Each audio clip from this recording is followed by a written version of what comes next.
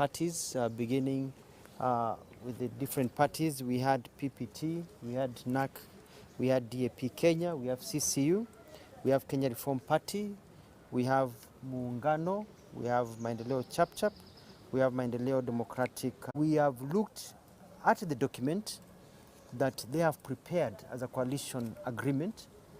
We have not been given that document to go through. We have been shown, some of our people have been shown, and we are not even allowed to look at it for a long time, and we expected to sign to it.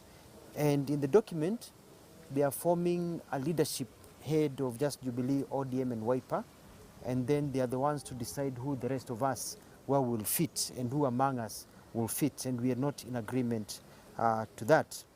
We also have problems with clauses that we believe in the nomination structure will lead towards zoning. We as political parties, we are here to win elections, and we've already recruited many people, and we've told them that we will be going all the way to the ballot. So we don't want to be caught up in a nomination process. We do feel that we have not been consulted. Decisions are being made, including the recent decision being made that Azimio will have a secretariat for nominations led by my good friend Honorable Raphael Tuju. We are seeing it in the media. We are supposed to be coalition partners making decisions together. It seems that there's first among equals and the rest of us.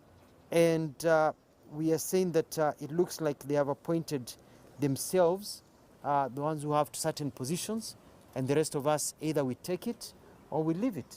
But we are saying that we have committed ourselves to Azimio, and we'd like to be able to move forward together, but in a very respectful manner. So as a result of our meeting today, we've come up with various over here. Yes, what the Caucus meeting has decided is that we should, when they sign a document, imply we are the fourth leg of that table, and we should be recognized as such. So in that means that that document needs to be renegotiated to ensure that our interests are taken care of as the fourth leg of the Azimio coalition. And in the same way that they have introduced zoning through some technical language, we want it to be renegotiated and done away with. As Governor Mutua has just explained, we have our candidates spread out throughout the country, and we cannot subject them to that zoning program that they are trying to bring. Then the decision as to who becomes the deputy president or the running mate to Raila Amolo Odinga, all the parties here called their NDCs, and the NDCs resolved to back Raila Amolo Odinga for presidency. Similarly, we expect the same NDCs to give the name of who will be the running mate, not a decision by a few people. The running mate will have to be named by the same people that named the presidential flag bearer. And this needs consensus, and we are saying that we must be listened to so that we can also be part of the coalition wholly, and our interests must be taken care of, because it should be known that time is running out, but we still have options which we can invoke at any time. So we expect that we should be, whatever is being done should be more inclusive, more consultative than what's going on so far. Thank you. Any questions, or do you have, we can maybe have an addition, Professor? I think we have covered everything. We've covered everything. Maybe we can get another word also. Space here. It's good to say the name. And I'm Felipe Saja, the Secretary General of Chama cha Uzalendo. I concur with my colleagues as leaders of other political parties. We supported Azimio political parties as equal partners, and we request that the Azimio team should work as a group, not as why we have some parties looking at others as small partners or small boys. The only thing we'll want is that going forward from today, that there should be consensus in terms of any issues that are raised and decisions taken. There must be a real partnership where partners within Azimio are recognized in every decision that are taken. And as our partners have said, it's very clear that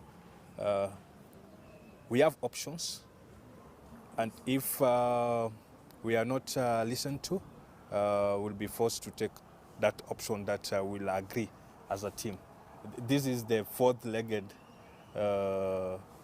team table, and we are just calling on our friends that they should listen to us, and we only have 48 hours to agree on a position. If that position is not taken, then we will make a decision within the same 48 hours. Yes, thank you.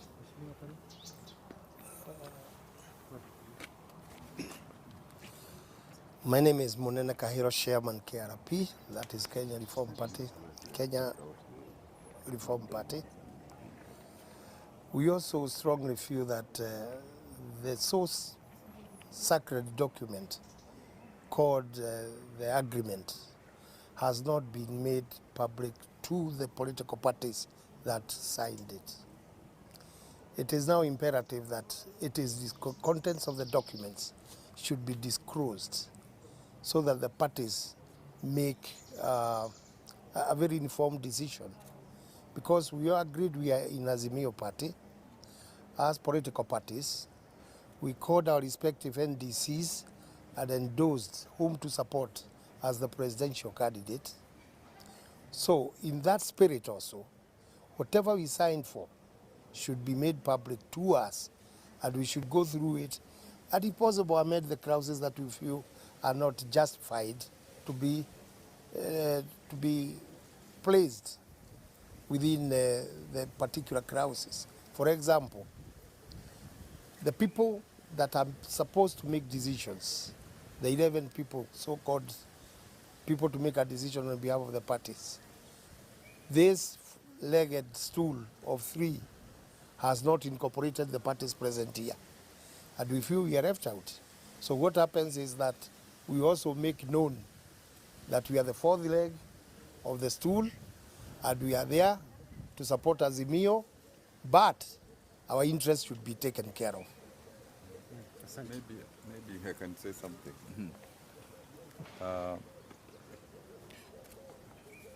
In the meeting of the political parties gathered here, a unanimous decision was taken that we have now formed Mwanzo Mpya Caucus.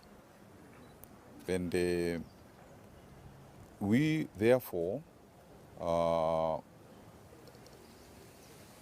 wish that this caucus